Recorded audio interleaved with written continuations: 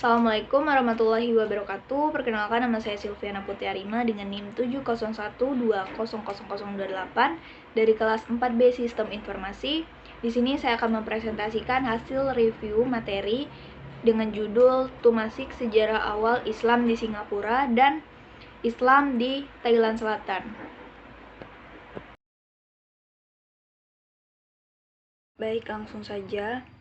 Thailand merupakan negara yang mayoritas penduduknya beragama Buddha, di mana Muslim menjadi minoritas dari penduduk Thailand. Di Thailand sendiri, penduduk Muslim itu sekitar 8% dari 62 juta populasi dan sekitar 2/3-nya tinggal di 3 provinsi yang masih bergejolak, yaitu Provinsi Patani, Yala, dan Narathiwat. Kemudian ada lagi satu provinsi mayoritas Muslim, yaitu Provinsi Satun. Satun ini tidak tergabung dalam 3 provinsi yang bergejolak tadi, karena sebagian besar mereka yang dari Satun itu berasal dari etnis lokal Thailand dan pendatang dari non-Melayu. Kemudian pada masa paling awal datangnya Islam di Thailand Selatan atau Patani itu sekitar abad ke-14 sampai abad ke-17. Pada saat itu hampir tidak ada konflik antara Muslim di Kesultanan Patani dan sekitarnya. Kalaupun ada konflik pada saat itu untuk saling menaklukkan dan menguasai, tetapi masing-masing pihak itu memiliki kedaulatannya sendiri. Konflik baru terjadi secara sistematis itu pada masa Kerajaan Siam Chulalongkorn pada tahun 1868 sampai 1910. Terjadi karena Raja Siam itu dipengaruhi oleh nasionalisme barat yang memperkenalkan model negara bangsa dengan menerapkan batas wilayah kerajaan secara ketat, di mana kawasan Semenanjung Malai atau Patani Raya yang semula dikuasai oleh Kesultanan Patani Islam dimasukkan dalam wilayah kerajaan Siam. Sebelum tahun 1801, wilayah Thailand merupakan wilayah Kesultanan Patani Darussalam yang meliputi Patani atau Thailand Selatan, Terengganu, dan Kelantan atau Malaysia. Patani Raya adalah kerajaan Islam yang berdaulat dan merdeka, dalam arti mempunyai struktur politik, sosial, dan budaya, dan ekonomi tersendiri. Proses Islamisasi mulai masuk ke Patani itu pada abad ke-12 Masehi dan mulai diresmikan menjadi sebuah negara beragama Islam itu pada abad ke-15 Masehi. Kerajaan Melayu Patani telah mencapai puncak keagungannya pada zaman pemerintahan raja-raja perempuan, yaitu pada tahun 1584 sampai 1624. Dan berakhir pada zaman pemerintahan Raja Kuning pada tahun 1635 sampai 1688. Patani sendiri mulai merosot. Pada tahun 1900, setelah dua Raja Abdul Qadir menjabat sebagai Raja Patani, ia mempunyai hak kuasa penuh atas Patani. Tapi pada kenyataannya, Abdul Qadir tidak mempunyai kekuasaan sepenuhnya. Peristiwa dimasukkannya wilayah Patani secara resmi ke dalam negara Thailand dan dihapuskannya sistem kesultanan mendapatkan reaksi keras dari rakyat Patani pada waktu itu. Mereka melakukan perlawanan senjata terhadap kerajaan Thailand pada tahun 1903. Abdul Qadir atau Raja Patani melakukan gerakan dengan strategi perlawanan untuk memancing tindakan-tindakan penindasan sehingga melahirkan pemberontakan umum terhadap pemerintah Thailand dan meminta campur tangan asing, terutama dari Inggris di Malaka. Tapi usaha pemberontakan itu dapat ditumpas oleh kerajaan Thailand. Gerakan-gerakan berikutnya yaitu perlawanan yang menuntut kemerdekaan penuh dari Thailand di bawah pimpinan Tho Thai pada tahun 1901. perlawanan terhadap pemerintah dengan cara memboikot pembayaran pajak yang dipimpin oleh Haji Bula pada tahun 1911 dan pemberontakan yang dipimpin oleh Raja Patani terakhir, yaitu Sultan Abdul Qadir Muhyiddin yang tinggal di Kelantan, Malaysia pada tahun 1922. Kemudian pada masa pemerintahan Pibul Songkram pada tahun 1938 sampai 1948 muncul tuntutan otonomi bangsa Melayu Patani yang dipimpin oleh Haji Sulong, seorang ulama karismatik yang pernah bermukim di Mekah. Haji Sulong menuntun 7 persoalan yang harus dipenuhi oleh pemerintah. Yang pertama adalah otonomi penuh 4 wilayah, yaitu Narathiwat, Satun, Patani, dan Jala di wilayah bagian Thailand Selatan. Kemudian yang kedua, pengajaran bahasa Melayu bagi anak-anak di 4 wilayah tersebut. Yang ketiga, pendapatan yang diperoleh dari wilayah tersebut diperuntukkan bagi kesejahteraan rakyat wilayah tersebut. Kemudian yang keempat, 80% pegawai pemerintah harus orang Muslim. Kemudian yang kelima, tulisan Arab Melayu menjadi bahasa resmi.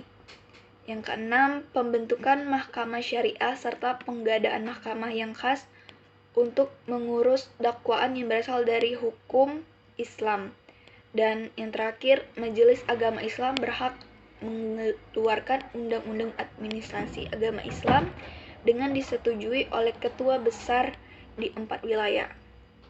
Karena tuntunan tersebut, Melayu Patani semakin ditekan oleh pemerintahan Thailand, dan bahkan Haji Sulong bersama 2 temannya Usman Ahmad dan Enci Ishak Yusuf ditangkap dan dibunuh oleh polisi rahasia Thailand pada hari Jumat tanggal 15 Agustus 1954. Analisis faktor terjadinya konflik di Thailand. Yang pertama di bidang politik. Pemerintah Thailand itu melakukan kebijakan politik secara tidak merata. Tindakan ini dilakukan 2 tahap, yaitu menaklukkan Patani, kemudian menggabungkan kerajaan Patani sebagai suatu wilayah berada di bawah lindungan kerajaan Siam Thai, dan kerajaan Patani harus mengantar bunga emas dan diberi status sebagai negara yang otonomi di bawah naungan kerajaan Siam Thai pada tahun 1902 sampai 1938. Kemudian yang kedua, melaksanakan politik. Dalam sistem pemerintahan negara Thailand, Patani dijadikan suatu wilayah di bawah konstitusi kerajaan yang tidak dapat dipisahkan lagi di bawah dasar kesatuan negara Thailand.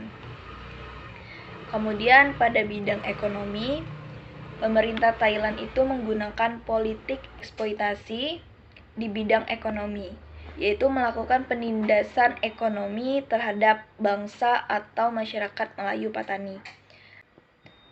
Penindasan itu dilakukan dengan politik monopolistik demi kepentingan golongan mereka dan untuk membangun kerajaan Siam Thailand di Bangkok. Ekonomi dan kemiskinan itu dianggap sebagai salah satu faktor terjadinya konflik antara masyarakat dan pemerintahan Thailand. Meskipun wilayah Thailand Selatan merupakan tempat yang kaya akan sumber daya alam, tapi masih banyak masyarakat Melayu Patani di bawah garis-garis kemiskinan pemerintah. Pemerintah Thailand melakukan diskriminasi ke atas bangsa Melayu Patani dan menghisap kekayaan alam di Patani dengan cara perlahan dan tidak disadari oleh bangsa Melayu Patani, dengan merampas kekayaan bumi, kekayaan laut, emas, dan lain sebagainya. Kemudian pemasaran hasil bumi itu tidak dilakukan secara merata sehingga menyebabkan terjadinya kemiskinan. Kemudian pada bidang budaya, masyarakat Melayu menerima budaya dan agama yang berbeda-beda. Ini karena kedatangan dari Hindu, Majapahit, Siam, dan kolonial Belanda.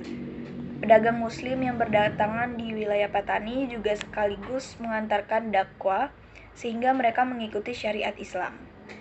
Thailand dengan melalui revolusi kebudayaan ini menjadi poin pertama dalam konflik sosial dan masyarakat Melayu Patani dengan pemerintah Thailand selepas dari Melayu Patani jatuh pada jajahan Thailand.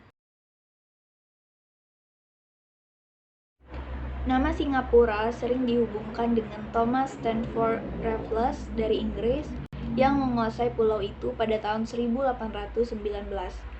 Berdasarkan perjanjian Raffles dengan penguasa lokal saat itu, Temanggung Sri Maharaja ketika Singapura di bawah kekuasaan Sultan Hussein Shah pada 19 Januari 1819.